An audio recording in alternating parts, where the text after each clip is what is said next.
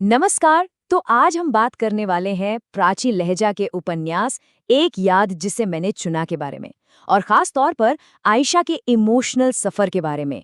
ये कहानी है एक अधूरी मोहब्बत की, यादों के बोझ की, और आखिरकार इन सब से आजाद होकर खुद को पाने की। तो चलिए शुरू करते हैं। कहानी की शुरुआत ही होती है इस एक लाइन से, तुम मेरी उंगलियों से फिसल गए जैसे रेत का आखिरी दाना, खामोश, बेखबर। सोचिए कितना गहरा एहसास है ये। एक ऐसा प्यार जिसे पकड़कर रखना नामुमकिन सा लगता हो, बिल्कुल रेत के दाने की तरह। मुट्ठी में आता तो है पर टिकता नहीं, फिसल ही जाता है।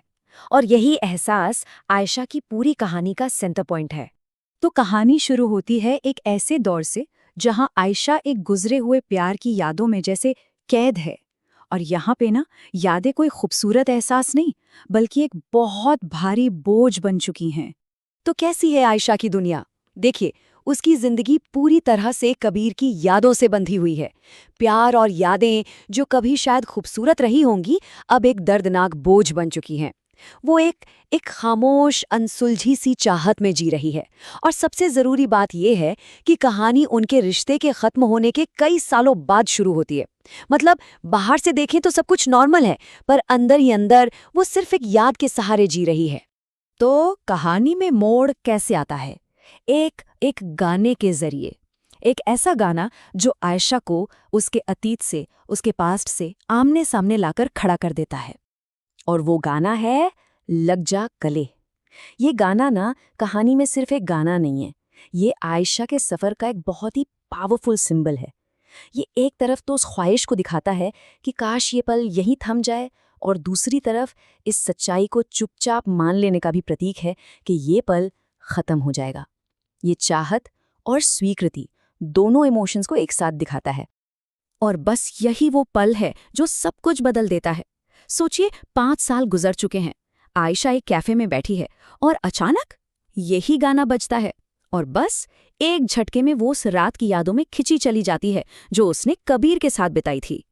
और ठीक उसी पल जब वो यादों में खोई है, वो उसे देखती है। कबीर उसी कैफे में मौजूद है। अब अतीत सिर्फ एक याद नहीं रहा, वो हकीकत बनकर ठीक उसके सामने खड़ा है। और अब आयशा को उसका सामना करना ही पड़ेगा। और ये मुलाकात हमें कहानी के सबसे अहम संघर्ष की तरफ ले जाती है। वो संघर्ष है इस बात का कि उस रिश्ते के मायने उन दोनों के लिए कितने अलग थे। एक गहरा इम्बैलेंस। इसे ऐसे समझिए, कबीर के लिए आयशा शायद सिर्फ एक पल थी, एक गुजरता हुआ लम्हा।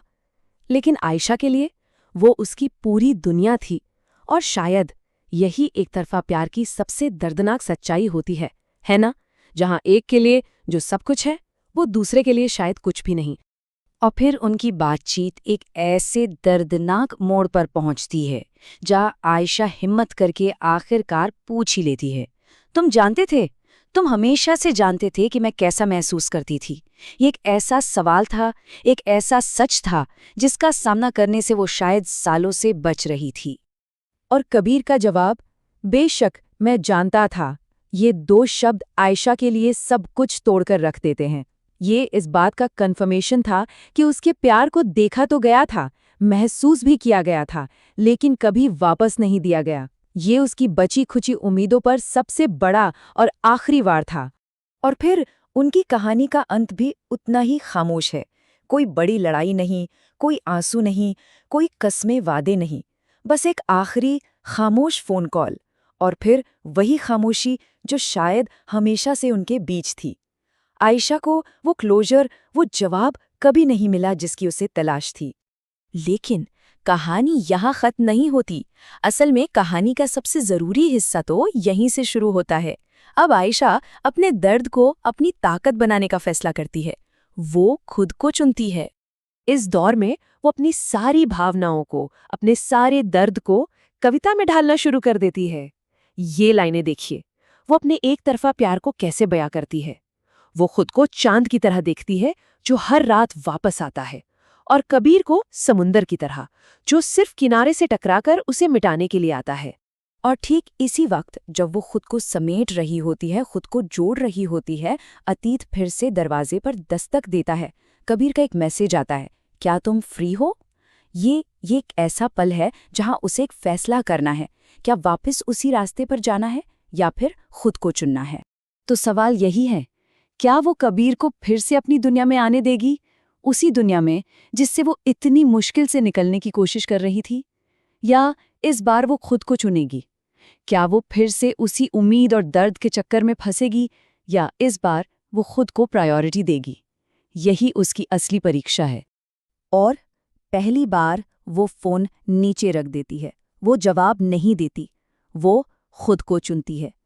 ये कोई बहुत बड़ा ड्रामेटिक सीन नहीं है, ये एक बहुत ही शांत लेकिन शायद सबसे शक्तिशाली कदम है। कोई बहस नहीं, वो बस जवाब नहीं देती। और यही उसके हील होने की, उसके ठीक होने की शुरुआत है। जवाब देने के बजाय वो अपना पेन उठाती है और फिर से लिखना शुरू कर देती है।